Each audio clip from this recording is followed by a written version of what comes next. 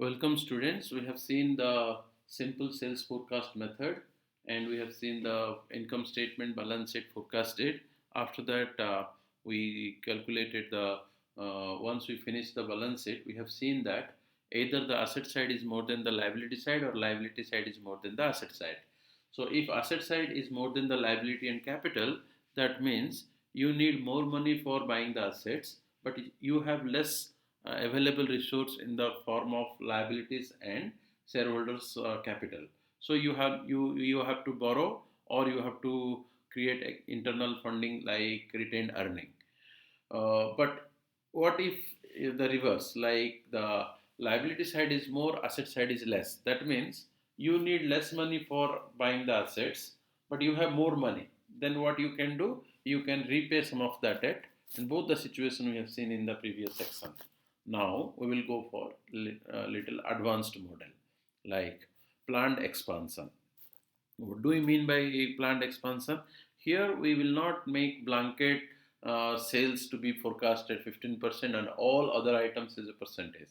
Here there will be some kind of, in the real world, you don't have too much straightforward things. You have to little make adjustments where it is required.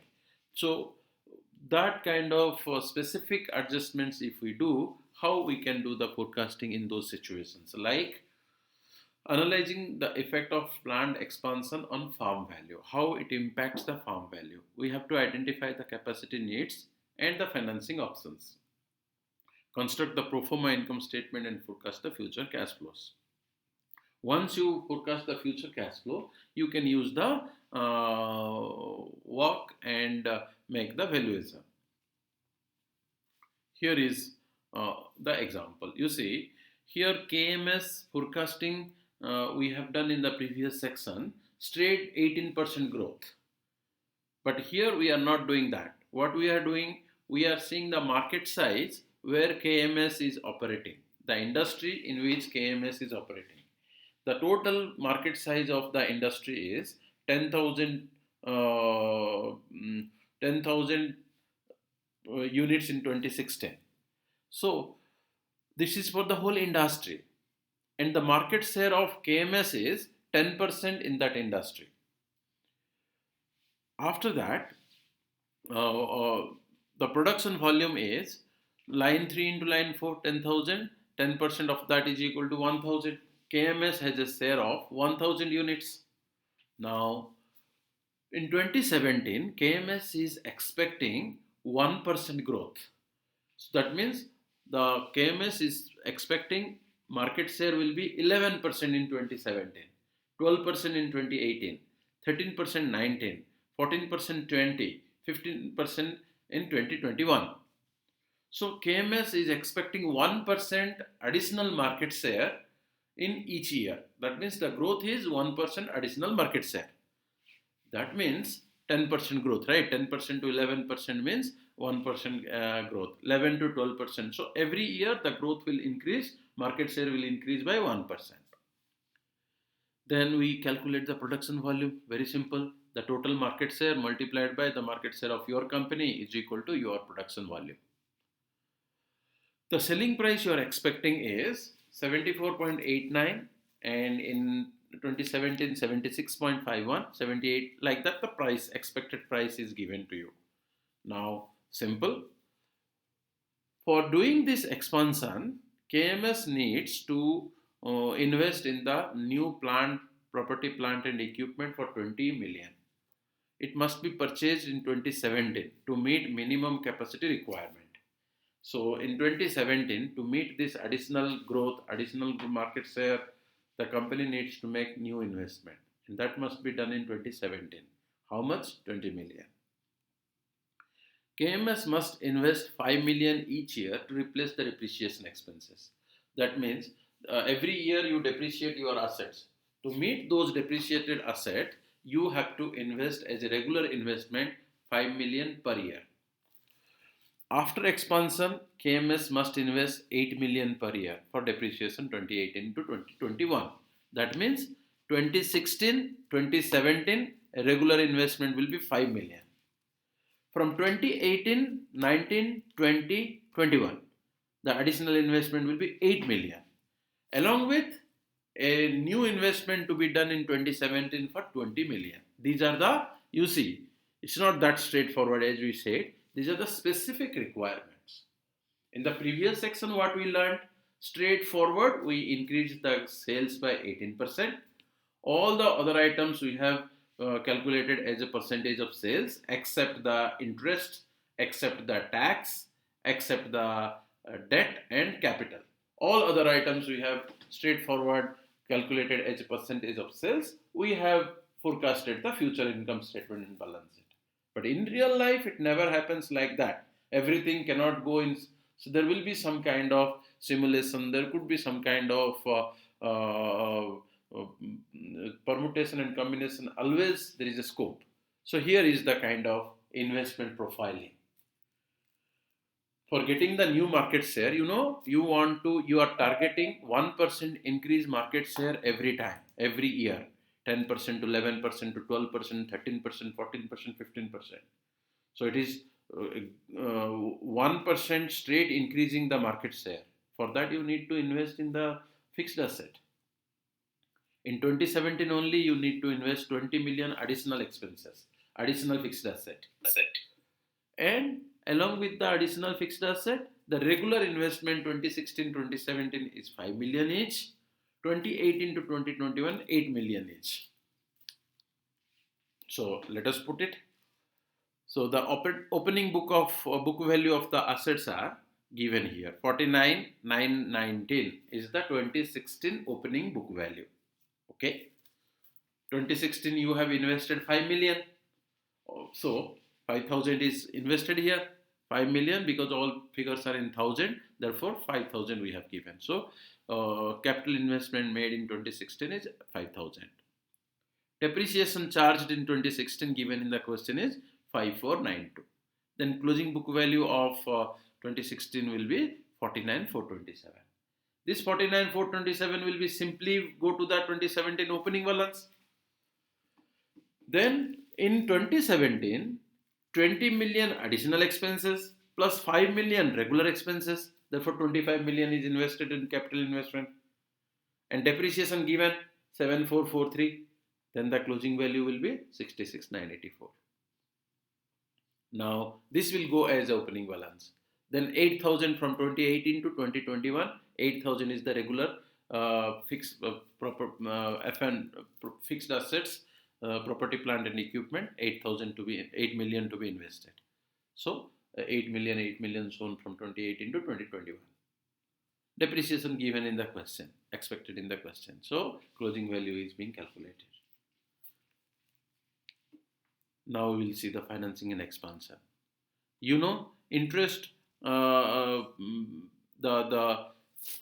assets will be purchased 5 million in 2016-2017, 20 million additional in 2017, and 8 million from 2018 to 2021. Where from money will come?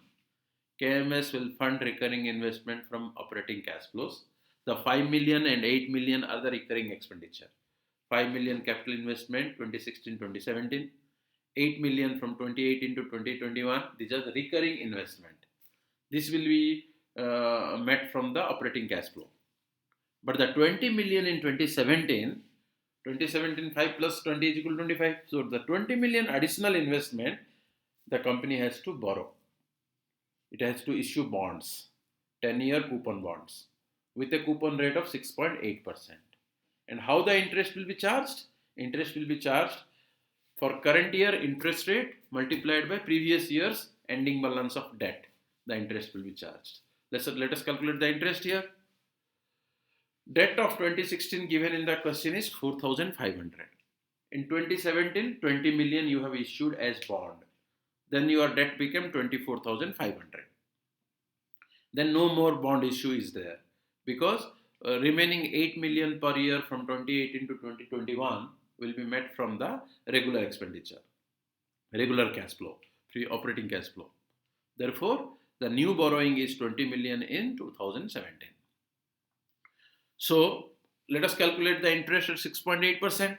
For 2016, 6.8% of 4,500 is equal to 306. In 2017 also, the formula is given to you. Interest is equal to interest rate multiplied by previous year's debt balance. So for 2017, you will calculate 6.8% on 4,500, 306. But for 2018, my dear students, it is 6.8% on 24,500, previous year's balance, 1666. 2019, again 6.8% of 24,500, 1666. In 2020, again 6.8% of 24,500, 1666. 2021 also 1666. This is the interest. Now we will calculate the interest is tax shield. Let us calculate the ITS, interest tax shield. It's not calculated here, but it will be calculated in the spreadsheet. Therefore, what we need to do here, we have to calculate the projected future earnings. We need to calculate the working capital requirement, because free cash flow is equal to net income plus interest adjustment plus depreciation minus working capital change minus capital spending will give you the free cash flow. Therefore, we need the working capital requirement here. Let us do it. The forecasting earning is equal to sales, that is market size, multiplied by market share, multiplied by average sales price, right? Let me go there so that I can, yeah. What will be the revenue of the company? Revenue of company KMS is equal to market size multiplied by market share multiplied by sales price, 10,000 multiplied by 10% multiplied by 74.89 is equal to 74,890. For 2017, 76,510. 2018, 78,004. Like that, we will just go on multiplying. Then the revenue will be here, 74,889, 88,369. Sales, all of you are clear. Sales is calculated. Cost is equal to 78%. Given in the previous section only, we have calculated the cost. Cost is 78% of the total sales. Same like we'll calculate depreciation is given. Sales minus cost is EBITDA. Depreciation given in the forecasting, deducted, EBIT. Interest we have just calculated before, 306, 1666 from 18 to 21. Pre-tax income, 10,678. Income tax, then your net income will be calculated. Once you calculate the net income, we will adjust with interest tax shield, we will adjust with depreciation, we will adjust with working capital change, we will adjust with the capital expenditure. Then you get the free cash flow. We discussed in the capital budgeting chapter. Now for working capital change, we have to calculate the working capital. Working capital is equal to 16% of sales is your cash requirement is 16% of sales. You have the sales calculated here. 16% of the sales will be your cash requirement. Accounts receivable is 19% of sales. Inventory is 20% of sales. Payables are 16% of sales in 2016. Excess cash is distributed as dividend. Let us do it. Cash 16% of sales. Receivable 19% of sales. Inventory 20% of sales. Total current asset calculated. Payable 16% of the sales. Current liabilities are there. So current asset minus current liability is working capital. Now net working capital, how you will calculate? Current year's working capital minus previous year's working capital will be net working capital. So the net working capital for 2016 is 29,207, 34,464, 40,266, like that. Current asset minus current liability.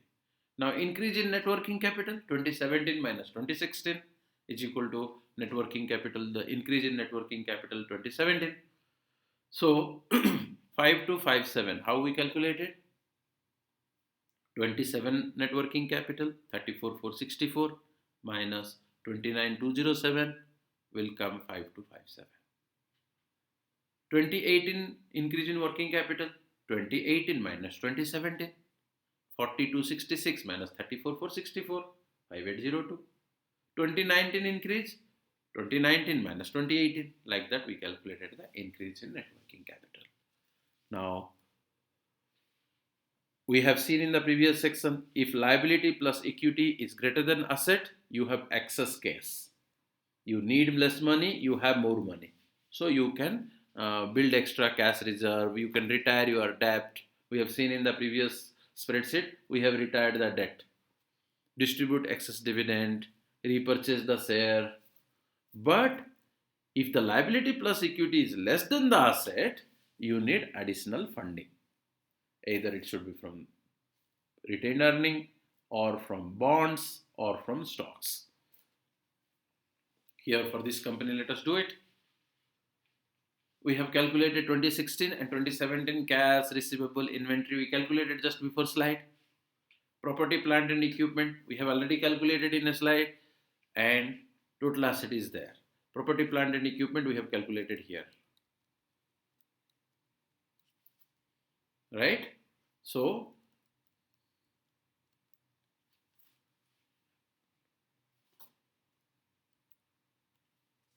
total asset came. Now liabilities, you have accounts payable, debt.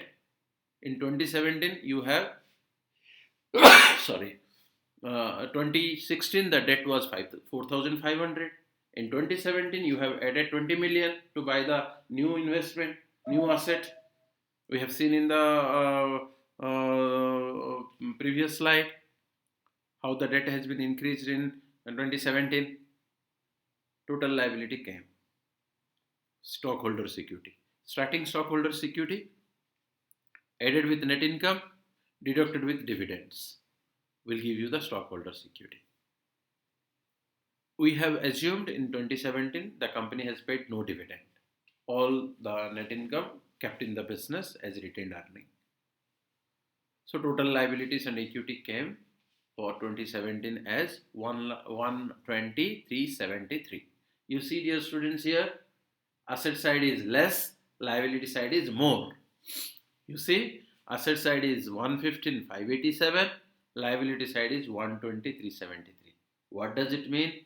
Company needs less money for buying assets. 115,587 is the requirement for buying the assets like current asset, non-current asset. All asset requirement is 115,587. But the company has money 120,373.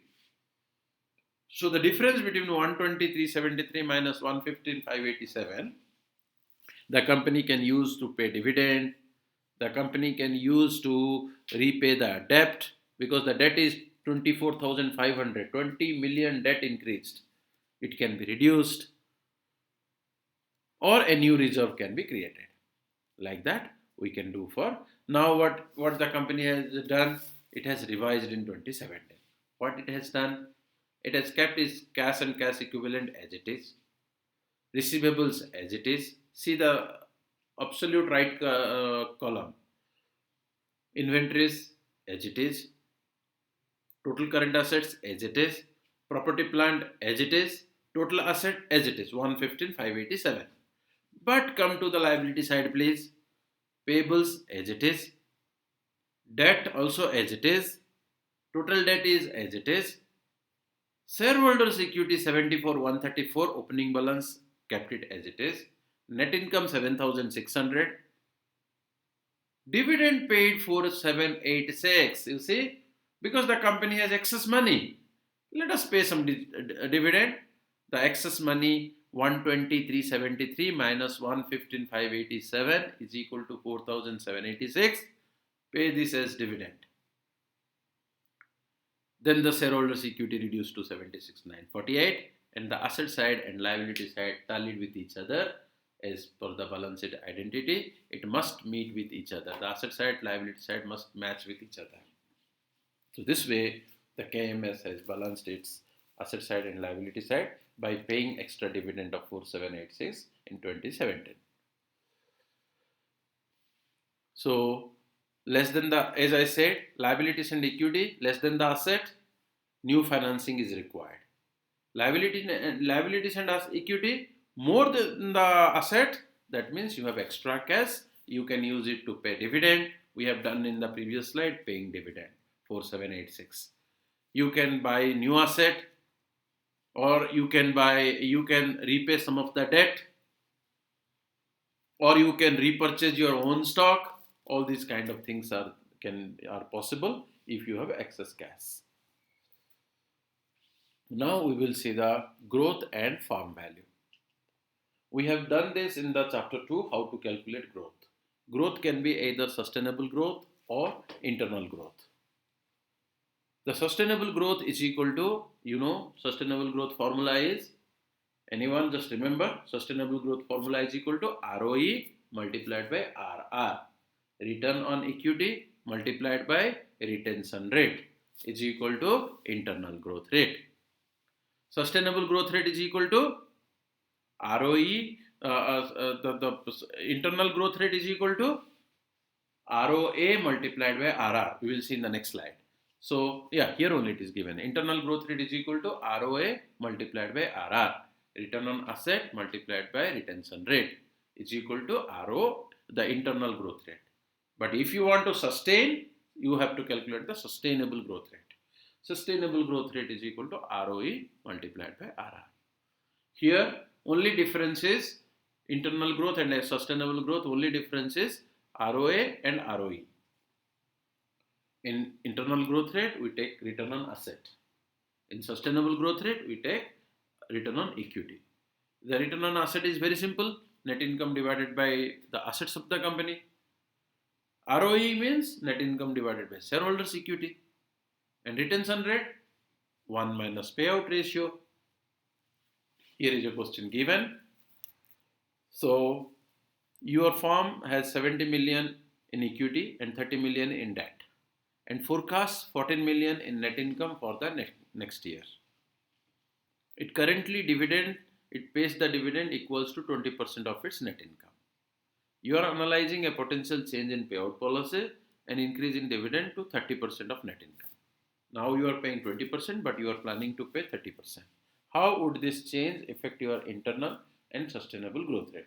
Students, if question comes, first of all, use what is given in the data. Data given is 20% payout ratio. That means 1 minus 20% is equal to 80% is the retention ratio.